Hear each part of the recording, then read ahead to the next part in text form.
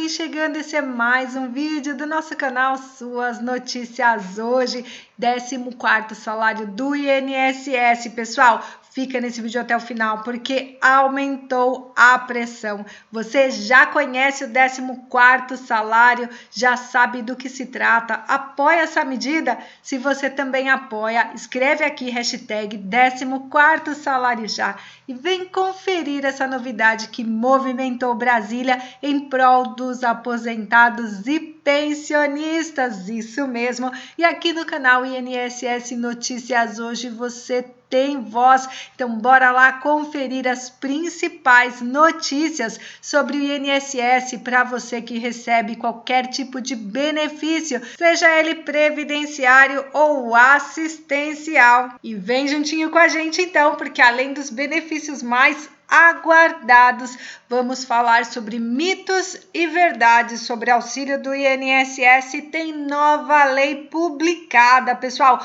Urgente essa informação, você não pode perder para ficar sempre muito bem informado, muito bem informada. Se você ainda não faz parte dessa rede de informação e orientação, corre lá, faça também a sua inscrição, ative as notificações e aquele like ajuda muito a gente trazer notícias todos os dias aqui preparadas especialmente para você. E já vamos começar com notícias. A gente sempre traz aqui uma notícia relevante para começar o nosso boletim. E pessoal, o governo não compareceu à audiência pública sobre o chamado teto duplex de pagamento de servidores aposentados. Vocês já ouviram falar nisso? Em ano eleitoral, o governo federal se envolveu em mais uma saia justa com os servidores federais e dessa vez com os inativos.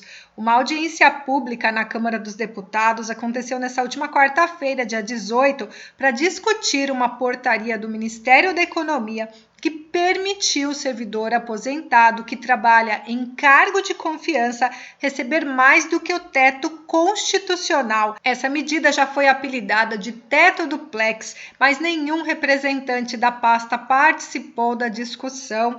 A sessão foi realizada pela Comissão de Fiscalização Financeira e Controle da Câmara, presidida pelo deputado Jorge Sola, do PT da Bahia. Ele explicou que quando um servidor aposentado é nomeado para um cargo comissionado, recebe a aposentadoria mais o salário.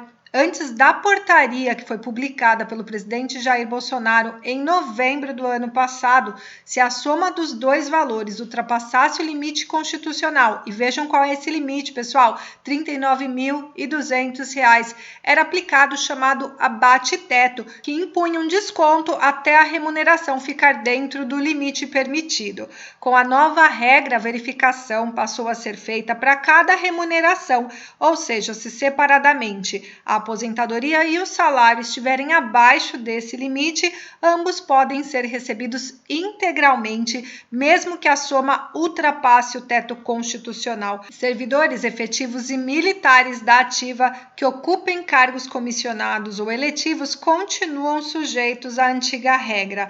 Para o deputado, o texto privilegia uma casta de funcionários, enquanto a maioria dos servidores públicos sofre com medidas de austeridade impostas pelo Programa Federativo de Enfrentamento à Covid-19, como congelamento de salários e proibição de novas contratações. E aí, pessoal, a gente consegue ver as prioridades do governo, enquanto a greve do INSS já dura aí mais de 2 meses, inclusive com mais de 1 milhão de pessoas aguardando perícia. E aí, pessoal, o que vocês acham dessa situação? Deixa aqui o seu comentário e bora lá, porque a gente separou para vocês mitos e verdades sobre auxílio do INSS. E não sai daí, porque vamos falar sobre o 14º salário, pessoal, que pegou fogo essa semana em Brasília. Vamos falar então sobre o auxílio doença, que é nomeado como benefício por incapacidade segundo requisitos da Lei 8.213 de 1991. É destinado aos segurados que se encontram incapacitados para o trabalho, seja por doença ou por acidente, não possuindo condições de obter renda pela prestação de suas atividades profissionais. Entretanto, pessoal, a perícia no INSS é bastante rigorosa e também demorada, a ponto de muitas pessoas com doenças graves morrerem em meio ao curso da ação previdenciária na Justiça. Além da longa espera, os benefícios são constantemente negados. Alguém já conheceu alguém nessa situação, pessoal? Eu já conheci. É muito triste acompanhar pessoas que contribuem por uma vida e quando precisam do INSS, ele vira as costas para o cidadão brasileiro. Segundo dados fornecidos pelo INSS ao IBDP, que é o Instituto Brasileiro de Direito Previdenciário, do total de 39,3 milhões de pedidos de benefícios previdenciários recusados entre 2010 e 2020, quase 21 milhões foram de auxílio-doença, ou seja, mais da metade, 53,2%. Para agravar ainda o cenário e aumentar a lentidão dos processos, o direito ao benefício passa pela medida conhecida como pente fino, que foi iniciada ainda no governo Temer e continua na atual gestão por meio da revisão administrativa. E, pessoal, por conta dos obstáculos e das dúvidas sobre o benefício por incapacidade ou auxílio-doença, especialistas em direito previdenciário listaram os principais mitos e também verdades sobre esse benefício. Vamos conferir rapidamente, então, aqui, pessoal. Toda doença garante o direito ao auxílio-doença. Mito, pessoal, o que gera o direito ao benefício é a incapacidade de exercer a sua atividade profissional e, por consequência da doença ou do acidente. A perícia do INSS avalia se as sequelas realmente impossibilitam o segurado a desempenhar suas funções específicas. Apenas quem é empregado pode ter o benefício. Mito, qualquer pessoa que seja segurada tem direito ao auxílio-doença, incluindo autônomos, empreendedores, facultativos ou contribuinte individual. Quem tem 2 empregos pode receber 2 benefícios. Bom, pessoal, isso vai depender. Caso o motivo do afastamento tenha deixado o indivíduo incapaz de exercer o seu trabalho em apenas um dos empregos, a concessão só valerá para esse. No entanto, se a incapacidade se estende aos 2 trabalhos, a pessoa tem direito ao benefício por ambos os empregos. E há exceções na exigência da carência de 12 meses de contribuição. Isso é verdade. O segurado não precisa cumprir a carência exigida em caso de acidente de qualquer tipo, acidente de trabalho, doença gerada pelo trabalho e doenças listadas pelo Ministério da Saúde e Previdência Social. Se você quiser ver aqui com mais detalhe, pause esse vídeo, pessoal, porque é uma lista grande. Quem não paga INSS pode ter direito ao benefício?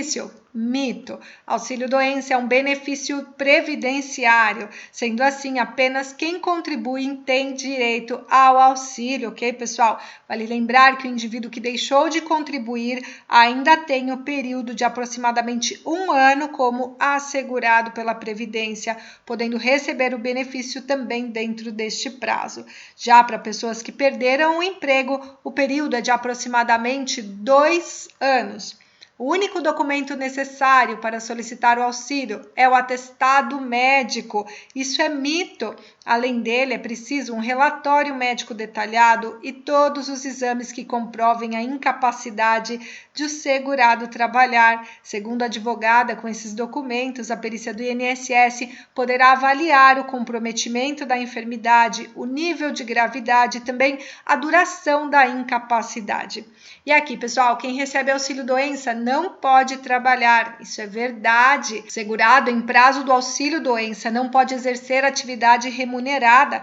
Se fizer, o benefício será cancelado desde o retorno à atividade. E o INSS pode negar o afastamento ou conceder um período inferior ao solicitado. Isso é verdade. a perícia do INSS pode conceder um prazo de afastamento menor do que foi recomendado pelo médico ou até mesmo negá-lo. Nesse último caso, o segurado pode ingressar com uma ação na justiça, ok, pessoal? Esperamos ter tirado, então, algumas dúvidas nessa série aí de mitos ou verdade. Agora vamos falar que tem nova lei em vigor, pessoal, e acabou de sair também essa notícia. Essa lei entrou em vigor na última semana e traz alterações importantes para beneficiários do INSS.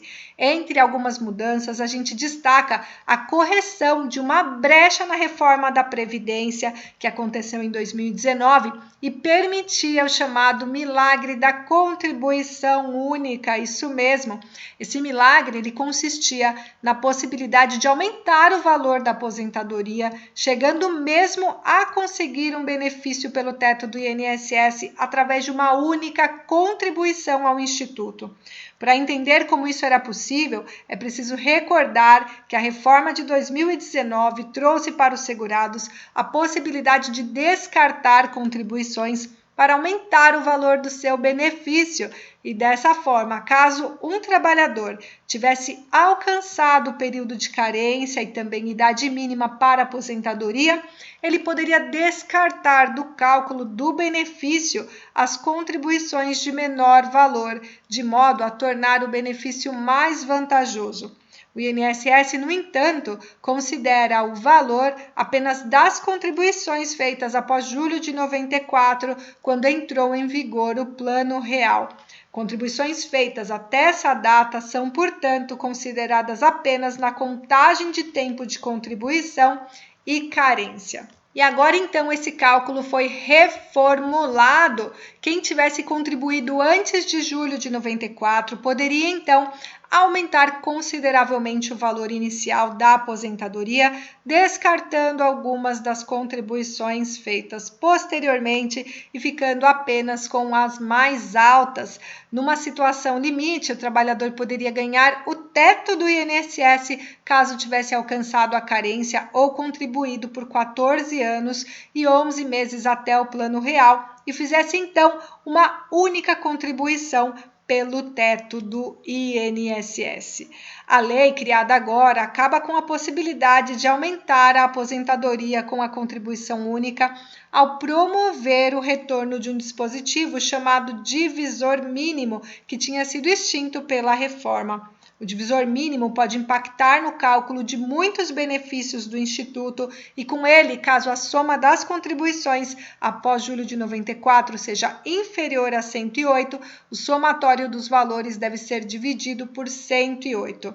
Do resultado dessa divisão, calcula-se então 60% e soma-se 2% a cada ano, além do tempo mínimo de contribuição, que agora é de 20 anos para homens e 15 anos para mulheres, para se chegar ao valor da aposentadoria. A lei, então, ela oficializa algo que o INSS já praticava. Em abril do ano passado, o Instituto emitiu uma nota técnica orientando que não fossem concedidos benefícios de acordo com a regra da contribuição única e aqueles que já tivessem sido concedidos deveriam ser suspensos até uma manifestação da Procuradoria Federal.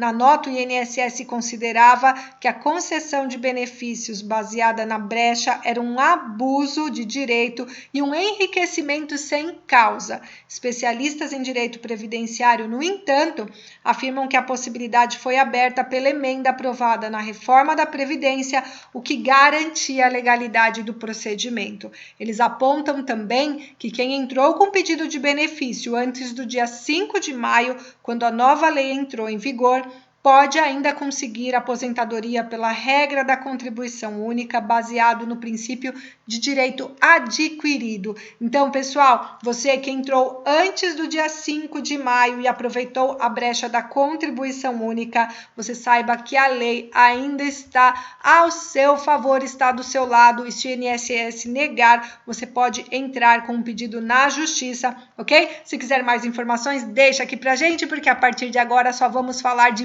benefícios. Na próxima semana, começam a ser liberados os pagamentos do INSS junto com a segunda parcela, ok? Da antecipação do 13º salário, pessoal. Então, muita atenção, os demonstrativos já estão liberados no meu INSS. E agora, bora falar do 14º salário, pessoal. O projeto do abono extra pode ser analisado nos próximos dias. A escolha do relator para o projeto de lei na Câmara aumenta a pressão para novos avanços na tramitação desse texto. O governo federal criou uma série de medidas durante a pandemia de Covid-19 focadas em diferentes grupos, como trabalhadores e pessoas em situação de vulnerabilidade. Para muitos, os aposentados e pensionistas do INSS não receberam a atenção adequada. O que vocês acham? E com o objetivo de atender justamente esse grupo da população brasileira, o deputado Pompeu de Matos apresentou um projeto de lei para a criação do 14º salário. A proposta é pagar um abono extra por 2 anos para essa parcela da população, da qual muitas famílias dependem. Em 2020, época em que o texto foi sugerido, o 13º salário do INSS havia sido antecipado e isso voltou a acontecer em 2021 e novamente agora em 2022. Então, nesse sentido, a medida seria ainda mais importante para não deixar os beneficiários sem a tradicional renda no final do ano. E para você que quer saber tudo o que aconteceu, pessoal, o projeto de lei 4.367 de 2020 foi aprovado na Comissão de Seguridade Social, Família, também Finanças e Tributação na Câmara e está na CCJ. É a última comissão na Câmara dos Deputados, sendo aprovado, pessoal. Esse projeto ele é encaminhado para o Senado Federal e caso seja aprovado, ok? Ele vai para a sanção do presidente Jair Bolsonaro. Então, a nossa expectativa é que esse projeto entre em votação nos próximos dias na CCJ. A gente não tem mais por que adiar esse assunto. Cobre os seus deputados pelas redes sociais. Pessoal, a gente vai trazendo aqui todos os contatos, então, para você ficar muito bem informado, muito bem informada, faça parte dessa rede de informação e orientação, fazendo a sua inscrição, ativando as notificações e aquele like, pessoal, ajuda muito a gente trazer notícias todos os dias aqui para vocês. Nos vemos logo mais para mais um boletim. Um grande abraço!